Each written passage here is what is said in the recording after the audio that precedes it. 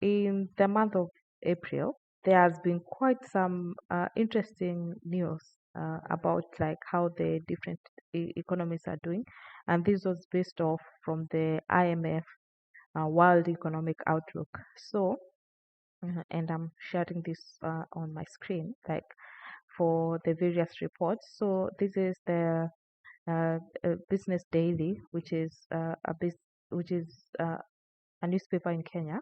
So the International Monetary Fund has projected that the size of the Kenyan economy overtake that of Angola this year, and then Ethiopia stretches ahead. Quite interesting. So Kenya is going to overtake Angola, and some of the key things about Angola is that it's an oil producer, and Kenya is set to overtake Angola, and then Ethiopia, which is quite interesting, is set also to like go stretch quite far past Kenya and past Angola. Yeah, so um, that is what has been reported. And then the other interesting thing is that, and this is from a newspaper in Nigeria. So Nigeria is to become Africa's fourth largest economy in 2024. So now, for Nigeria, quite an interesting thing that's happening is that Nigeria devalued its currency, the naira. So, uh, because of that, and also there was like the elections, and then there was a new president in 2023.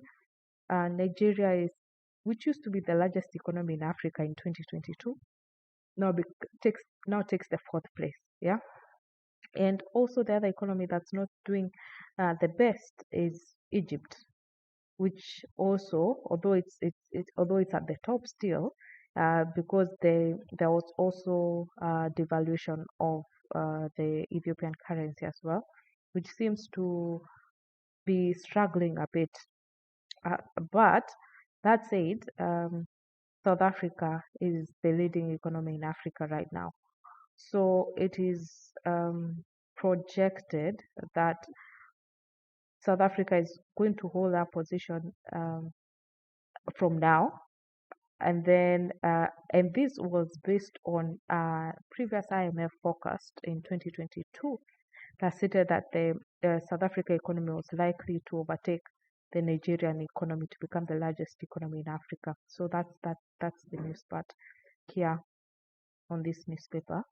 And then that's quite interesting. So it's it has been the case that like Nigeria was always reported as the largest economy in Africa, but it's now South Africa is the largest economy in Africa right now. And then the other interesting news that I thought, so in that vein, yeah. So you see, Nigeria, one of the things that has been reported also is since the president took over in 2023, the official exchange rate of the Nigerian naira has plunged by over 55%.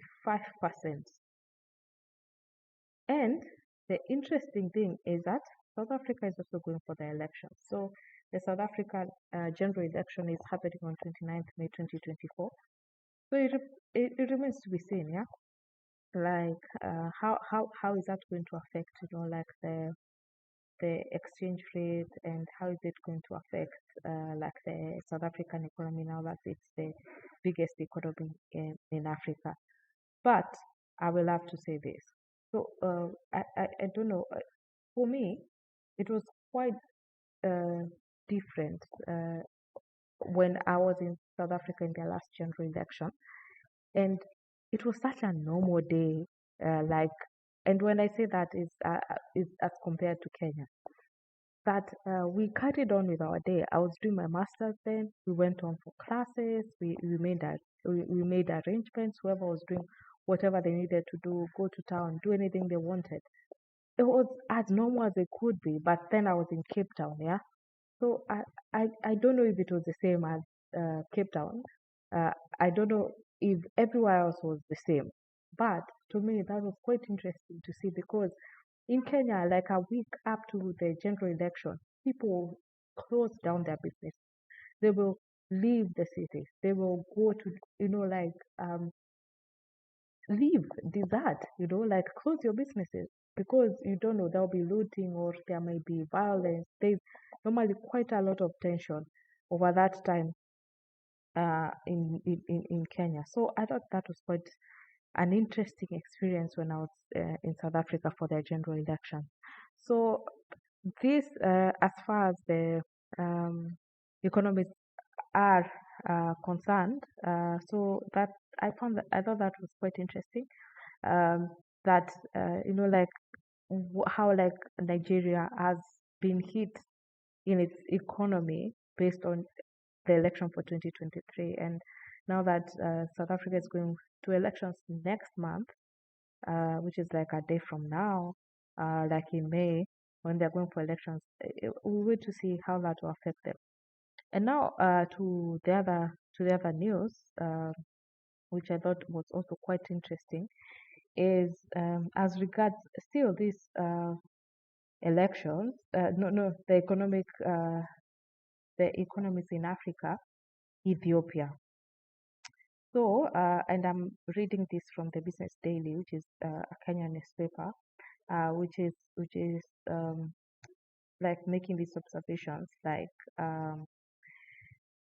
so the fight for the economic dominance of East Africa's region between Kenya and Ethiopia has been a contest for attraction of investments, especially in the agriculture and manufacturing sectors.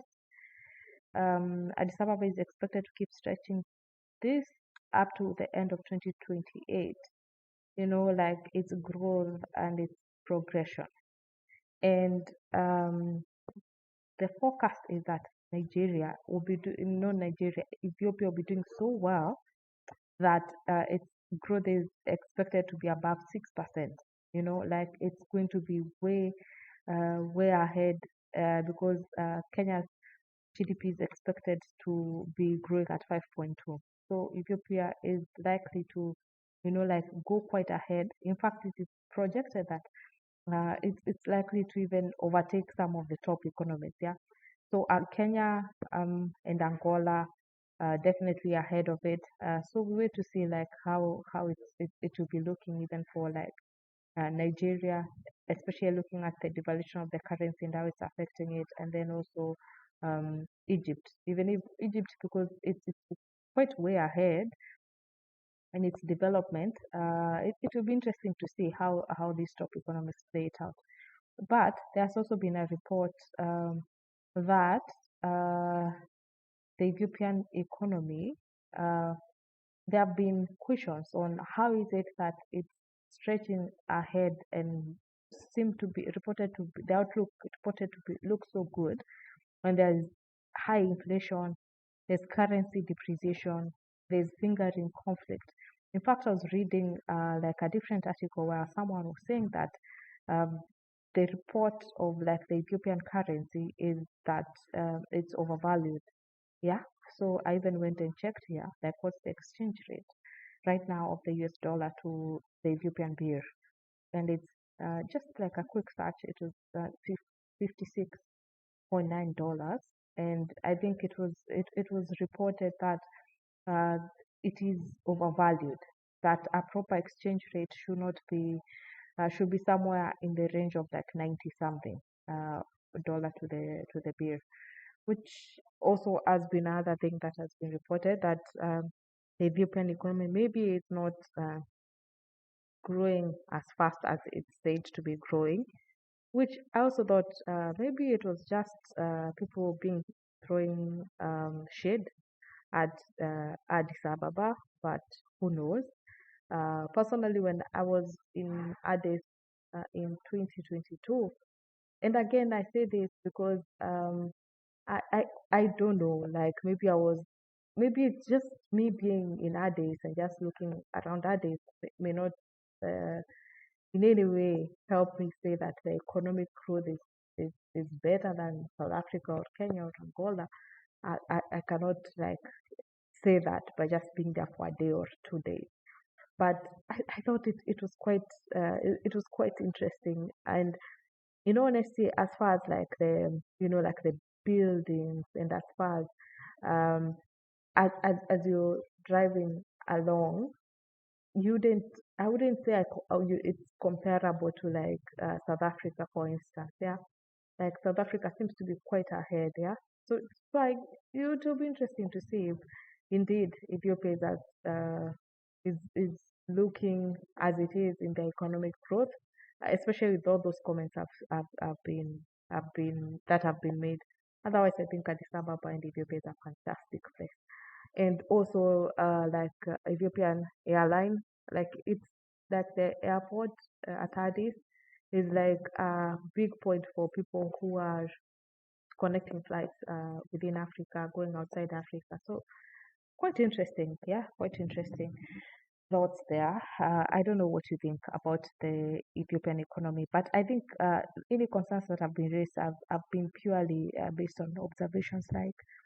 Like for instance, like there was a civil conflict in Addis until 2022. So I think that's one of the reasons that people are looking at it and saying we do not expect it to be as stable as this.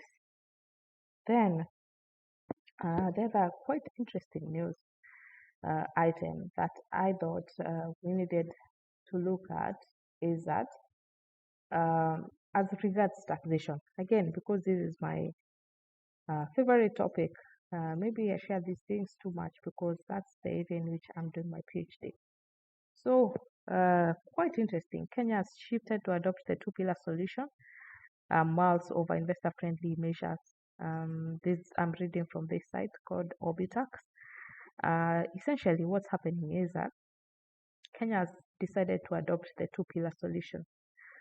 So here, I'm looking at the Business Daily, a Kenya newspaper, which says President Ruto drops digital service tax against multinationals, and this was announced on 30th March 2024. No, actually, not 2024, 2023. So I thought to mention this as a topic for discussion that not that Kenya will no longer be applying its digital service tax. Like in the coming days, so in June of every year, that's when like the finance bill is issued, which captures all the changes in the tax bill. So we should be expecting that there is no more digital service tax in Kenya, and Kenya will be adopting the two-pillar solution. This is a very very interesting topic for me, because in the first place, Kenya refused to sign onto the OECD solution, and the reason was that Kenya came up with a document where it said that the rules are too complex, which is true. The two pillar solutions by the OECD, the rules are too complex. I agreed, and then it was not ultimately going to benefit Kenya, and for all those reasons, Kenya said no, we are not going to sign off as the one of the countries that's signing off for the adoption of the two pillar solutions by the OECD. So, go back a couple of months earlier, the US had come to the OECD, and the OECD is the Organization for Economic Growth and Development, and told the OECD that your solution that focuses on tackling the digital economy is discriminating against the US companies. So, for instance, the big multinationals, according to the US, are multinationals in the digital sector are US based companies. And according to the US, you charging a digital service tax or you like imposing like the OECD purely focusing on taxing the digital businesses would discriminate against US businesses globally. Think about it, like Google, yeah. So what the US is saying is that Google is earning all these incomes from any country that you think about, and just by going to the search engine, like how I've been on the search engine right now. So like my data is being collected and this information is being collected. What the US is saying is that you trying to tax Google, you're discriminating against us because like Google is a US company, and so US came up with this proposal, and their proposal was actually in a PowerPoint document that was leaked globally. In fact, you can search for it, like the US proposal to OECD, and they said that for us to support this solution, what needs to happen is that you need to include all like top tier performing businesses in other sectors other than the digital sector. So, you wonder, how is that a solution to taxing the digital economy? If now what the US is saying is that look at for the most look at the most profitable businesses in the world, yeah, except like different, there's some sectors which are excluded, like the extractive sector and the finance sector. But what it's saying is that uh, look at like all businesses, like let's say the biggest performing businesses in aviation, or let's look at the biggest performing businesses in, I don't know, hospitality. And then what we do is that all these businesses should come within pillar one and pillar two. And that's what the OECD did. Yeah. So that solution is like capturing like all businesses that fall within a certain revenue threshold and a certain profitability. And what's even more, for like Kenya or Uganda, Tanzania, Botswana, any country to share in that revenue in that global solution, that entity must be deriving a certain percentage of revenue from your country, or a certain number. Like for instance, if it's like $100 million, and I'm just giving an example here. It said then you can participate in sharing the tax on these entities. Kenya was right to say, this solution, it can be a solution to tax the digital economy. So we are not going to sign on it.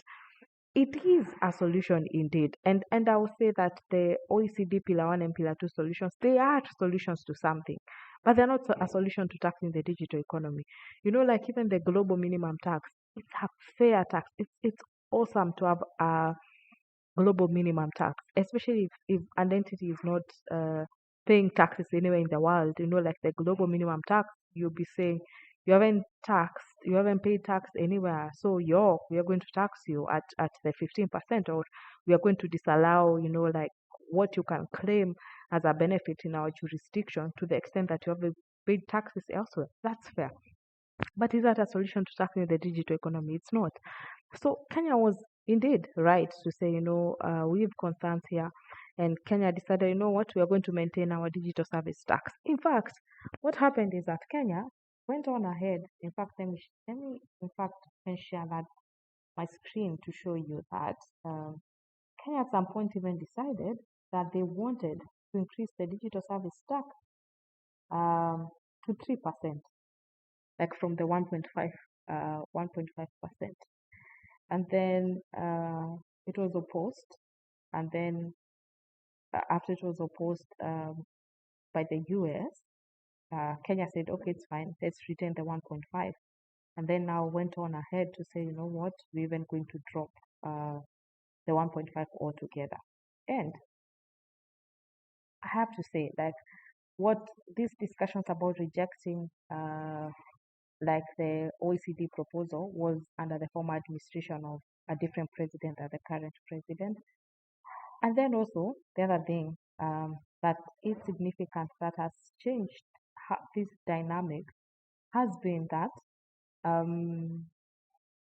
Kenya had started negotiating the free trade agreement with the US. You can listen to our discussions on the Africa Asia podcast on the FTA negotiations between Kenya and the US. This started under President Trump. Then, after Joe Biden came into office, the discussion stalled. The discussion stalled until now, when now there's been a question of, oh, how should we keep negotiating with Kenya if they're applying digital service tax? In fact, I was looking for the exact quote where it said that because of the ongoing discussions with the US, were stalling. The discussions were stalling because Kenya has a digital service tax. And so along the way, the tune changed, and we were like, you know what were we even thinking in saying that we'll not join the two-pillar solution that's proposed to tax the digital economy, which in reality is taxing all other businesses rather than the digital economy? What were we thinking? We were not thinking right. So what we are going to do is that we are going uh, to join the OECD, and what is even more, we are going to drop the Kenyan digital service tax. And what we are going to do is that we'll see how amazing it is that we think we can benefit from these two-pillar solutions. And this is what has happened. This is what has happened. And in fact, let me show you, like on the news item, like what is reported to have been the revenues that were collected. So for the period that the tax was in operation, is reported, and I'm reading from this part. The part that's at the top of the screen right now, that the taxman collected 174 million Kenya shillings. So that's around what, $1 million from GST in 6 months to December. So in 6 months, we collected, let's say, give or take, like $1 million, and surpasses the 241. That was even in the previous year we had collected 241 million. That's that's that's quite interesting. And there were 178 farms which were registered under the Digital Service Tax. At the 178 farms, just US companies. Who even knows, yeah? But then this is the part I was looking for. Kenya's rejection of the OECD minimum tax framework had been a handle the negotiations on the free trade deal between Kenya and the US, with the standoff having deemed the prospects of the deal, uh, having deemed the prospects of the deal's conclusion. In short, there was not going to be any deal as long as now Kenya was still having the digital service tax. So quite interesting. And also the other thing that happened this period of time is that AGOA expired. AGOA, the framework where the US has been gracious um, to let countries. Let me show. In fact, let me just show you what it is. Um, so here it is. Let's just see what AGOA is. This is coming from the United States Trade Representative. AGOA provides eligible sub since its enactment in 2000. The African Growth and Opportunity Act, AGOA, has been the core of U.S. economic policy and commercial engagement in Africa. So AGOA provides eligible sub-Saharan African countries with duty-free access to the U.S. market for over 1,800 products, in addition to more than 5,000 products that are eligible for duty-free access under the generalized system of preferences program, which is under WTO. Yeah. So this agreement here, as you can clearly see, this is like the basis on which the US exercises its economic policy and commercial engagement with Africa. It expired. Yeah. So so as you can see here, 32 countries were eligible for AGOA benefits in 2024. No, actually it hasn't expired. It's expired in 2025. Congress passed legislation modernizing and extending the program to 2025. Apologies. So it's expiring. So you see, Kenya is in a tough situation. Do we keep carrying on with our DST? Or and then what happens is that the AGOA is expiring, and we sure are not going to be included if we don't play game with the US. The free trade deal that was being negotiated by President Trump has stalled because of this DST. So really, what should we do? Should we keep carrying on our EST, or should we, you know, drop it and like play game as US wants? And looks like we did what the US wanted. Yeah, this is irrespective of how much we had collected anyway, which was like the 14, quite like $1 million. So anyway, so I thought this is quite interesting piece of news to share. The thing about DST is it's not such a new piece of information, but I thought it's quite interesting, especially in light of like the negotiations with the US and the expiration of AGOA coming up. So I don't know what your thoughts are on this matter that I've discussed today, but you can leave your thoughts and comments, and we'll be happy to engage with you further. It has been a pleasure, and hopefully we'll catch you again in the month of May, where we'll be discussing the upcoming for the month of May. Goodbye for now.